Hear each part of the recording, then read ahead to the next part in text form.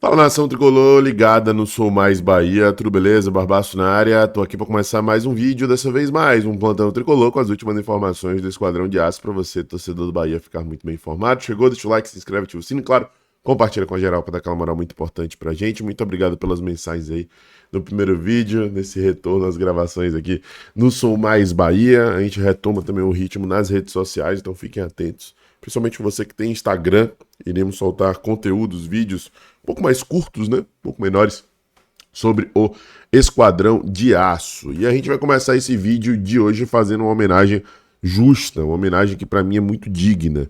E eu já trago logo de cara a minha opinião e você fique à vontade para poder discordar dela. Para mim, Baiaco é o maior ídolo da história do Esporte Clube Bahia. O jogador que mais vestiu a nossa camisa, 9 títulos conquistados em uma era em que o Campeonato Baiano era muito mais valorizado, campanhas destacadas no Brasileiro, como em 78, onde o Bahia tinha uma excelente equipe e ele era uma das peças fundamentais desse time. Um dos jogadores favoritos de Evaristo Macedo, aquele cara que Evaristo sabia que podia contar para poder marcar o destaque do time adversário e também para poder começar a construção das jogadas. Hoje, Baiaco faz aniversário, um dos heróis da nossa história. Para mim, novamente, reitero, o maior ídolo da história do Esporte Clube Bahia. E a galera do Voo de Bahia fez uma homenagem mais do que justa. Vou até repostar aqui ao vivo e a cores. Então tá aí a menção honrosa, digna, justa a Baiaco, para mim, o maior ídolo da história do Esquadrão de Aço. Gente, levantamento importante feito. TNT Esportes postou. Veja as maiores médias de público na América do Sul em 2025. E o que chama a atenção é quando você passa para o lado e vê logo o Esporte Clube Bahia, com a média de público de 38.397 torcedores. Algo destacável. O Bahia, em termos gerais, vem crescendo gradativamente. E o seu torcedor, obviamente, vem acompanhando. O torcedor do Bahia não precisa provar nada para ninguém, é gigantesco, os números mostram isso. Dentro da história do Campeonato Brasileiro desde 71, temos a quarta maior média de público, atrás apenas de Flamengo, Corinthians e Atlético Mineiro. Mas é legal ver que nessa era das arenas, onde tudo tá mais caro, tudo tá mais complicado, tudo tá mais difícil, o torcedor do Bahia segue firme, fiel, fazendo, inclusive, muitas vezes das tripas coração para poder ir para os jogos, acompanhar o Bahia de perto, e tem sido uma era diferente, né? A gente vai para Fonte Nova praticamente com a certeza de que o Bahia vai vencer, um dos melhores mandantes do Campeonato Brasileiro da Série A 2025, e certamente o torcedor ao lado contribuiu para que esse número fosse alcançar. Tem o Bahia, então depois vem ali o Corinthians, temos a equipe do Racing, Cruzeiro, temos o Alianza Lima do Peru também, marcando presença, Boca Juniors, Flamengo e na liderança River Plate. Então a gente compõe aí esse seleto grupo de times que conseguem aí ter uma média alta de torcedores no estádio. Aqui na imagem não consegui, não apareceu, né? Acaba cortando aí. Então deixa eu falar a quantidade. River Plate 85.018 torcedores de média, Flamengo 62 mil, Boca Juniors 53 mil, Alianza Lima 52 mil, Cruzeiro 45 mil, Racing 45 mil, Corinthians 40 mil e Bahia 38 mil, tá? Então tá aí, informação relevante e importante que mostra a força da nação tricolor. Outro dado que mostra a força da nação tricolor, só que agora em uma outra vertente de sócio, né, aí reverberando mais ainda essa nova era do futebol, envolvendo o consumo, grana e tudo mais. A galera do Noite de Copa fez um levantamento dos clubes do Nordeste com mais sócios torcedores. E o Bahia lidera com sobras. Quase o dobro do segundo time. São 76 mil sócios torcedores do Esporte Clube Bahia. Em segundo, o Fortaleza com 40 mil, Ceará em terceiro com 33, América de Natal em quarto com 33, à frente, inclusive, do Vitória da Bahia com 31. Aí vem o Náutico, o Sport, CRB, Santa Cruz, CSA, Botafogo da Paraíba, ABC, Ferroviário, 13, Confiança, Sergipe, Companhia Limitada. Então tá aí, o Bahia liderando com sobras, quase o dobro, né? Fortaleza em segundo lugar tem 40 mil sócios torcedores. O Bahia em primeiro tem 76 mil sócios torcedores. Então assim, dentro do âmbito do futebol nordestino, eu tenho dito isso e alguns acham que é soberba, arrogância, mas é a realidade. Não tem mais como comparar, né? Definitivamente não tem mais como comparar. A torcida do Bahia estratosférica dá aula e mostra sua força. Mostra aí porque que é consolidadamente a maior do Nordeste.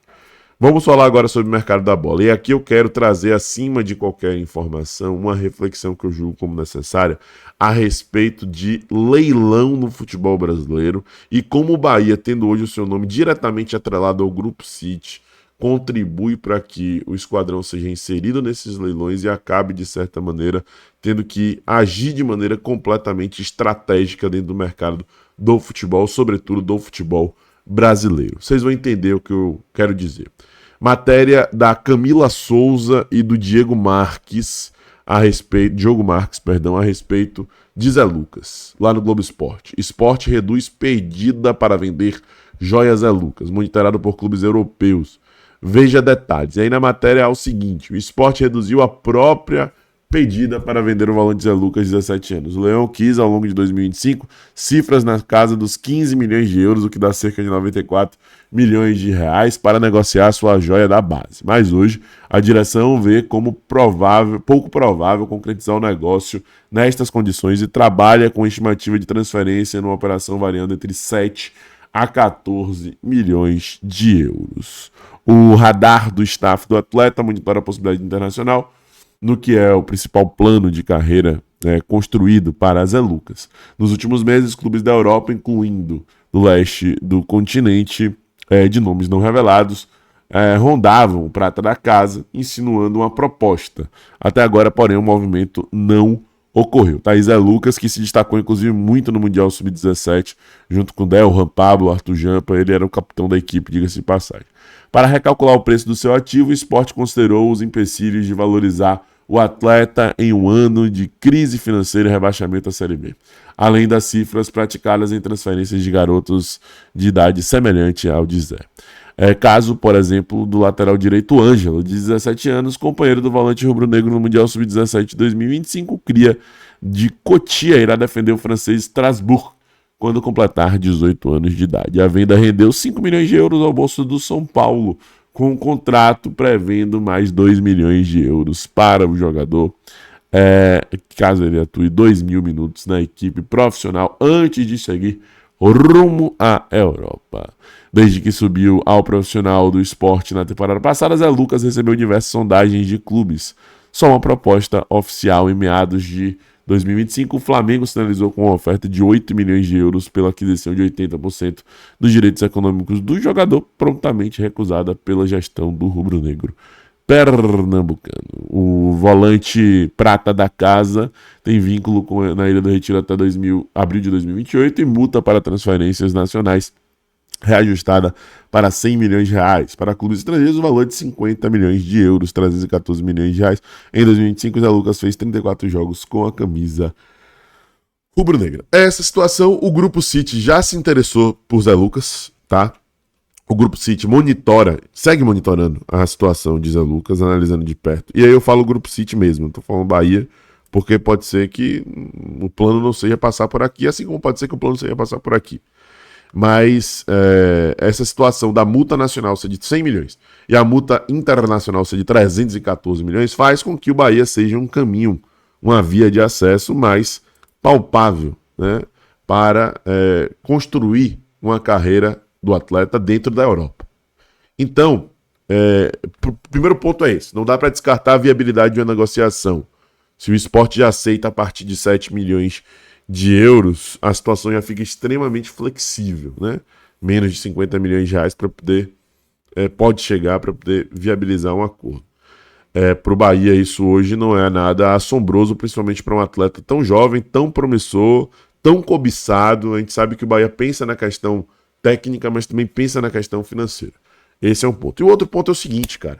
E aí eu quero chegar já na informação de um outro atleta, de um outro ativo muito valorizado hoje dentro do futebol brasileiro, que é esse cara aí, Pedro Morisco. Não dá para você ficar entrando em leilão. Não é prudente para o Bahia, para o Grupo City, para a cúpula tricolor, ficar entrando em leilão. Não vale a pena ficar entrando em leilão. Então a gente viu agora no caso de Zé Lucas. O Bahia se monitorou, analisou, o Flamengo fez proposta de 8 milhões de euros, foi recusada prontamente. O Bahia falou, não vale a pena continuar aqui. O esporte está caindo para a Série B. Em algum momento, o esporte vai precisar tanto que o ativo, que é muito bom, que é Zé Lucas, vai se desvalorizar. na visão do esporte, né? Jogando um campeonato como a Série B, sendo um cara que se destacou e que não pode sair dos holofotes e tal. Hoje, o esporte já aceita bem menos por Zé Lucas. Bem menos por Zé Lucas. Então, às vezes, é mais prudente você dar um passo para trás, esperar o mercado se degladiar, e aí, quando for necessário, quando for mais adequado, quando for mais pertinente, você dá um passo para frente novamente. Então saiu essa notícia aí do Pedro Morisco, eu faço o gancho dessas informações por conta dessa análise, que eu julgo como necessária, do Bruno Braz, que ele fala que o Curitiba recusou uma proposta de 7,5 milhões de euros pelo goleiro Pedro Morisco, que está no radar de clubes como Bahia, Flamengo e Grêmio. Coxa entende que o jovem vale mais e que irá se valorizar ainda mais na Série A. Projeção é de venda para a Europa. Então, assim, às vezes é mais prudente, vai lá, pega um goleiro experiente, tá tendo esse disse-me-disse aí, essa conversa com o Everton. Aí já tem Ronaldo, os dois revezam e tal, aí acaba a Série A, quem sabe talvez o Curitiba não caia e o atleta realmente se destaca na Série A, mas o Curitiba precisa viabilizar um negócio porque precisa de dinheiro e tal, e não sei o quê. Tudo bem que hoje é SAF, a situação é diferente do Curitiba, né? A gente não sabe muito bem como é a estrutura dessa SAF, mas enfim, é SAF. E aí, às vezes, o atleta fica mais barato, fica mais acessível, sabe? Então, cenários, sabe? Às vezes a gente tá aqui agoniado, angustiado, ansioso, com pressa, mas tem uma coisa que o grupo não pode ser, que o Bahia não pode ser, com o nome que tem hoje dentro do, não só do futebol brasileiro, mas no mercado do futebol brasileiro, é ansioso, é agoniado. Tem que saber aguardar o momento certo, não entrar em leilão para poder viabilizar acordos que sejam rentáveis e que sejam bons na análise futebolística mesmo, né? Técnica em campo. Então é isso, eu queria fazer essa análise aqui para vocês, porque eu também tenho percebido muita ansiedade e eu não quero apontar aqui o dedo do torcedor e nem dizer como o torcedor deve agir. Não é esse o meu intuito. Cada um sabe a forma como age, como se movimenta. Mas assim, eu tenho percebido muita ansiedade e às vezes, cara, não é prudente que o Bahia seja ansioso, como às vezes nós torcedores somos, sabe? Então é analisar o cenário, analisar a situação com cautela, com prudência. Vamos ver o que vai rolar.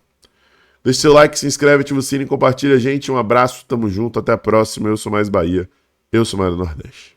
E você?